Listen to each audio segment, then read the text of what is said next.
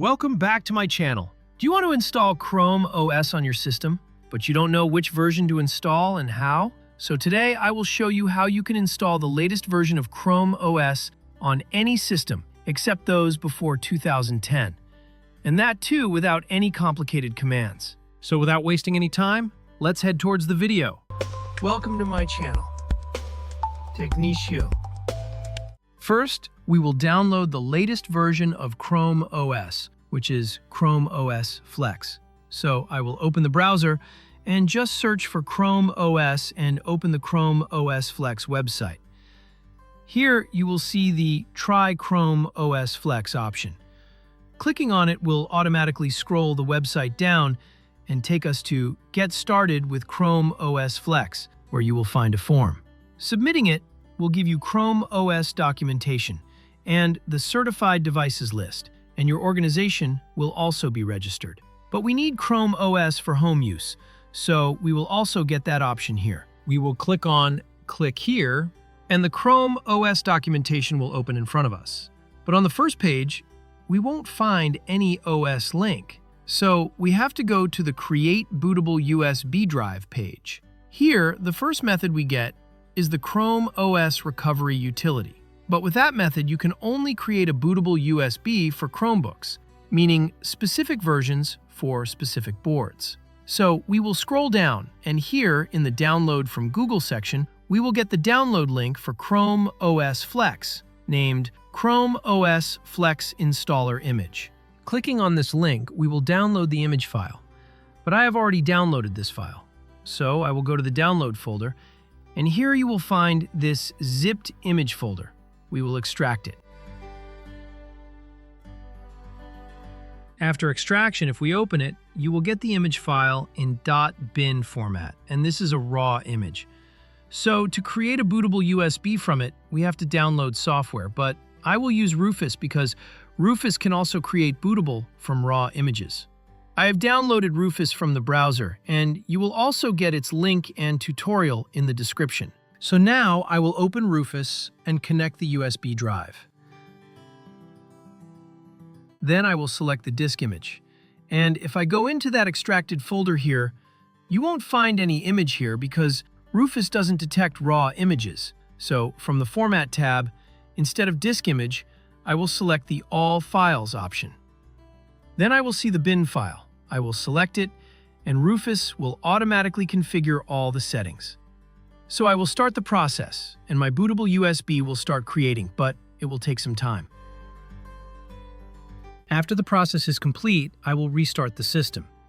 But before that, I suggest to all of you that if you have any important data on your system, you should take a backup because Chrome OS uses the complete hard drive, meaning you cannot do manual partitioning in it. So please take a backup of your data before installation.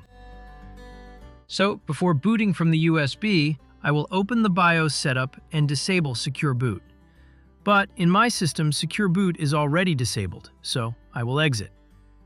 And now I will go to the boot menu by pressing the boot key, like F12 in most systems. In the boot menu, I will select my USB drive. Now Chrome OS will boot by itself and the welcome page will appear in front of us. Here we will get language and accessibility options. If you want to change them, you can. Start the setup, and here you will get two options. Whether you want to install Chrome OS or try Chrome OS on the live USB. So you can also try it live.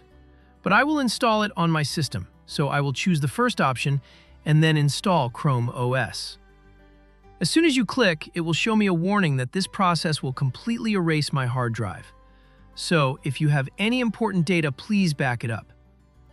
As soon as you click on Install, Chrome OS will start installing, and this process will take time. After the installation is complete, the system will automatically shut down, and we will see a message that we should unplug the USB before turning the system on again, and then turn on the system. Then you can use Chrome OS. So I will turn on the system, and Chrome OS Flex will boot successfully, and the welcome screen will appear in front of us again. But this time when we click Next, we will get network settings. And from here, I will connect my Wi-Fi. As soon as the net connects, the device will be ready, and then the setup will ask us for whom this Chromebook is being prepared. meaning for personal use, for a child, or for work purposes. So I will select the personal use option. Now the setup will check for updates to see if any latest updates have arrived. So a new version is available, and the Chromebook will automatically download and install it. After the updates are applied, the system will restart, and then you will have to log in with a Google account because you cannot use the Chromebook without it. So I will log in with my Gmail, but before that, we will have to log into Wi-Fi again. After logging into the account, we will have to choose User Control Settings. And lastly, the lock has to be configured. And here you will get two options. Either you can use your Google account password as the login password, or you can set a new password. So I will set a new password. Now the setup will ask me about my interests. After this, display settings will come. I will skip them, and then the Chromebook will be ready. And this is our latest Chromebook ready, without any specific board requirements, and without any special version or command. Now you can easily use this Chromebook for your work. So with this easy method, you can install the latest version of ChromeOS on any of your hardware, and that too in just 5 to 10 minutes.